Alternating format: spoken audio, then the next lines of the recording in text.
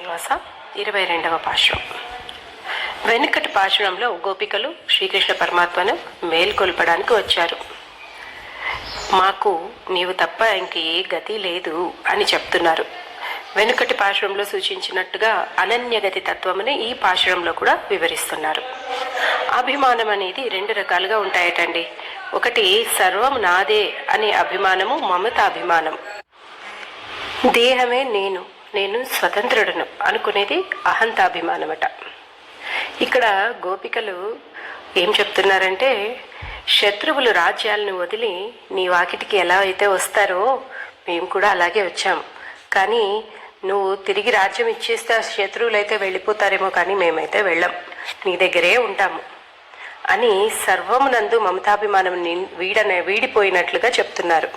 అంటే వారి దేహాభిమానం కూడా వదిలి సర్వం ఆయనకే ఇచ్చి శరణాగతి కోరుకుంటున్నారు. భగవాను ఆశ్రయించినప్పుడు ఇతర సంబంధములను పూర్తిగా వీడి భగవానునికే చెందినవారము అనే భావము పరిపూర్ణంగా ఉండాలట.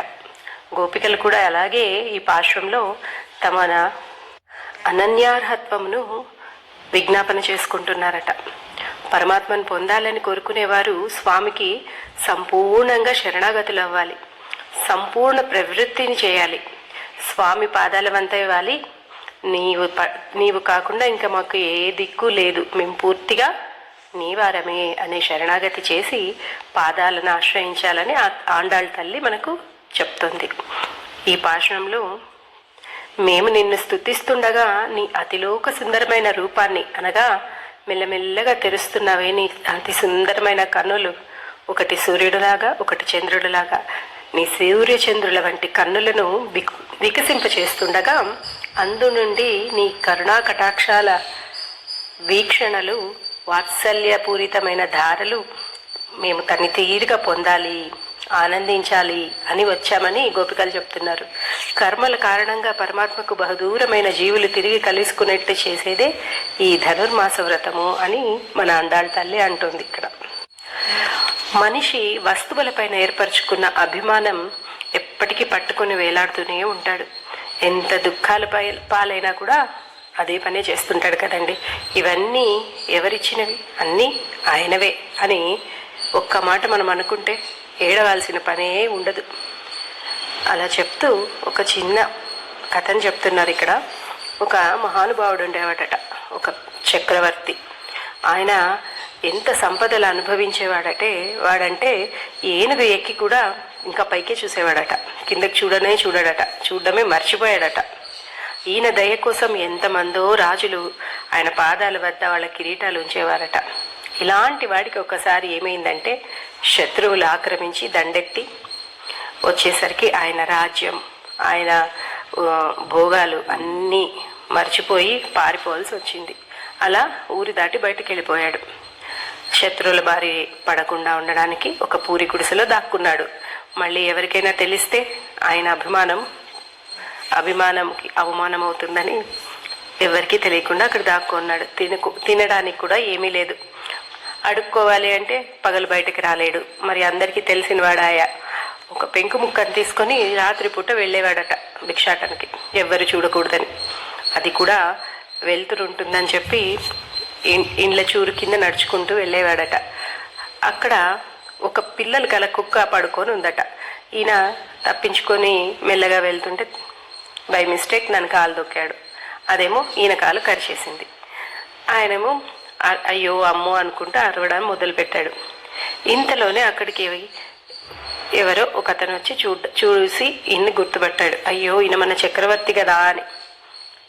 ఆ ఏకచక్రాధిపత్యంగా పరిపాలించిన ఈ మహనీయుడే ఒకనాడు కిరీటాలు తగిలించుకున్న కాలు, ఈనాడు కుక్క కరిచిన కాలు. ఒకనాడు బంగారు పాత్రలో తినేవాడు, ఇప్పుడు ఆ పెంకు ముక్కతో పెట్టుకొని తింటున్నాడు. అభిమానం పెంచుకున్న వాళ్ళ బ్రతుకులు ఇలాగే ఉంటాయి అని మన ఆళ్ళు చెప్పిన కథ అండి ఇది. మనిషి వస్తువులను సంపాదించడం, వాటిని అనుభవించడం తప్పు కాదు, అవి నా వల్లే అని అనుకోవడమే పెద్ద తప్పు. అదే ఇవన్నీ ఆ కృష్ణార్పణం అనుకుంటే మనకు ఎల్లప్పుడూ ఆ సుఖాన్నే ఇస్తాడు ఆ స్వామి. అలా కాకుండా ఇవన్నీ నేనే సంపాదిస్తున్నా, నేనే అనుభవించాలి అనుకుంటావా? చుట్టూ ఉండే వాటితో పాటు నిన్ను కూడా వదిలేస్తా అని ఆ స్వామి నువ్వే కాపాడుకో అని మనల్ని కూడా వదిలేస్తాడు. ఎంతవరకు మనల్ని మనం రక్షించుకోగలం చెప్పండి? ఆయన ఆసరా లేందే. ఇలా అభిమానాలను పెంచుకొని ఆ భగవంతుడిని మరిచిపోతే అలాంటి బ్రతుకు వాడికి గతి అనేదే ఉంటుందా చెప్పండి? అంగణ్మాంగళత్తర్షర్, ఈ అందమైన భూమి మీద అభిమాన పంగమాయ్ వందు, అభిమానాలను వదులుకొని వచ్చి నిన్ పళ్ళీ కట్టిర్కీరే, నీ పడక మంచం కింద దాగి ఉండే రాజుల వలె మేము కూడా వచ్చామయ్యా. మనిషి తన శరీరం పైన ఇలాగే అభిమానం కలిగి ఉన్నాడంటే చూస్తూ చూస్తూ ఉండగానే మన శరీరం మారిపోతూ ఉంటుంది. ఈ శరీరం మారిపోతున్న శరీరాన్ని అందరు చూస్తే ఎలాగా అని అనుకుంటూ ఉంటాం. ఈ అభిమానాలను, ఈ వ్యామోహాలను మనిషి వీడాలి. ఇవన్నీ ఆ భగవంతుడిచ్చినవే అని భావించాలి.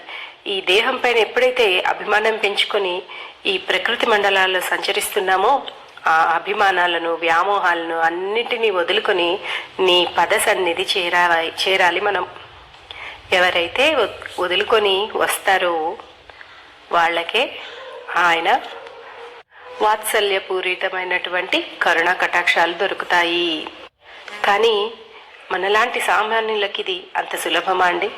చతుర్ముఖ బ్రహ్మాదులకే అన్ని లోకాలు వదులుకొని రావాలంటే కష్టం, కానీ తరించాలి అంటే ఆయన కూడా వదులుకొని రావాలి, తప్పదు మరి.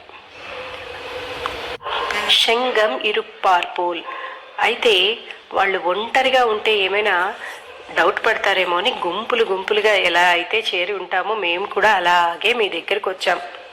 వందు తలపెయ్దోం, ఎలా చేరామంటే మాకే తెలియనంత ఆశ్చర్యంగా ఉంది. ఇది మా ప్రయత్నమా అంటే కాదు సుమా, నువ్వే నీ కరుణతో మేము ఎక్కడెక్కడో తిరుగుతుంటే మమ్మల్ని అందరినీ ఒక దరికి చేర్చి నీ దగ్గరికి రావడానికి ఇండైరెక్ట్గా మమ్మల్ని ప్రేరేపిస్తున్నావు. ఎంత మంచి ఉపకారం చేశావయ్యా అని చెప్తున్నారు ఆ గోపికలు.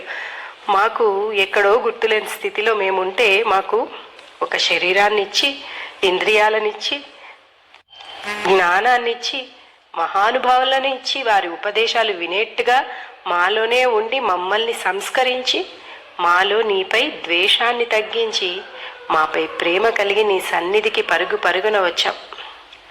ఇదంతా నువ్వు చేసిన ప్రయత్నమే కదయ్యా. నీ కృషి ఫలించేట్టు చెయ్యడానికి మేము వచ్చాం. ఇక నీ సన్నిధికి చేరాం. ఇక మాకు ఫలితం దక్కాలి కదా. కింగిణ్వాయ్ చెయ్యా, చిన్నప్పుడు సిరిమూవల గజ్జలు ఒక గీతగా కనిపిస్తాయే, అలా కనిపించే ఆ నేత్రాలని తామరై పుప్పులే పద్మాల్లాగా శంగణ్ చిరుచిరిదే, అందంగా మెల్లిమెల్లిగా ఎమ్మేల్ మాపై విరియావో, నీ కరుణా కటాక్షాలను మాపై ప్రసరించేట్టుగా చెయ్యి అని అడుగుతున్నారు. తింగళం, చంద్రుడు లాంటి చల్లటి చూపులు కలవాడా, ఆదిత్యును, సూర్యుడు లాంటి కాంతి వలె ఎరుందార్పోల్, ఇద్దరు కలిసినట్టుగా ఉంది. అంటే ఒక కన్నుతో చంద్రుడిలాగా చల్లటి చూపులు, ఎవరిని ప్రేమించేవారిని ప్రేమను కురిపించేట్టుగా, ఇంకొక కంట్లోంచి ద్వేషించేవారికి ప్రతాపం అంటే వారిని భస్మం కలిగేట్టుగా ఇంకొక కన్నులో సూర్యుడు లాంటి ఆ చూపులు. మరి ఈ రెండు ఒకేసారి సంభవిస్తాయా అంటే సంభవిస్తాయి. మరి ప్రసన్నం ఆదిత్యవర్చనం రామం అంటారు. సూర్యుడు తన ఆధ్యాత్మిక కాంతిని చంద్రుడు చల్లటి చూపులలా ఇస్తే ఎలా ఉంటుందో మాకు నీ చూపులను అలా అందించు.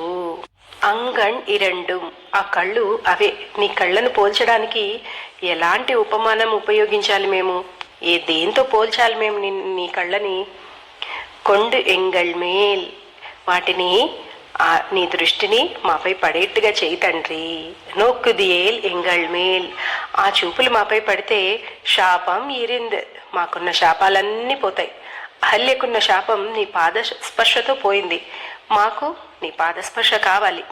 చంద్ర పుష్కరిణిలో స్నానం ఆడితే దక్షుడికి శాపం పోయిందట, మరి మాకు నీ కళ్యాణ గుణ పుష్కరిణిలో స్నానం కావాలి. శివుడికి బ్రహ్మతల తీసిన శాపం నీ వక్షస్పర్శచే తొలగించింది. మరి మాకు కూడా కావాలది. నిన్ను ఎడబాసి ఉండడమే మాకు ఒక శాపం. నిన్ను దూరంగా పెట్టి మేము ఉండలేం తండ్రి, నువ్వు అనుగ్రహించు మమ్మల్ని అని అడుగుతున్నారు. చకృషా తమ సౌమ్యైన పుతాస్మి రఘునందన, నీ చూపు నాపై పడిందయ్యా, ఇక నా పాపాలన్నీ తొలగిపోతాయి అని శబరి అన్నట్టుగా మన వాళ్ళు ఆయన చూపులు మనపై ప్రసరింపచేయమని స్వామిని కోరుతూ తమ అనన్య గతిత్వాన్ని తెలుపుతూ ఇవన్నీ ఆయన చేసుకున్నవి అని భావిస్తున్నారు. ఇక స్వామిని చేరే వరకే శాస్త్రాలు, ఇకపై ఆయనకు వీళ్ళ మాటలు వినక తప్పదు. హరే శ్రీనివాసం.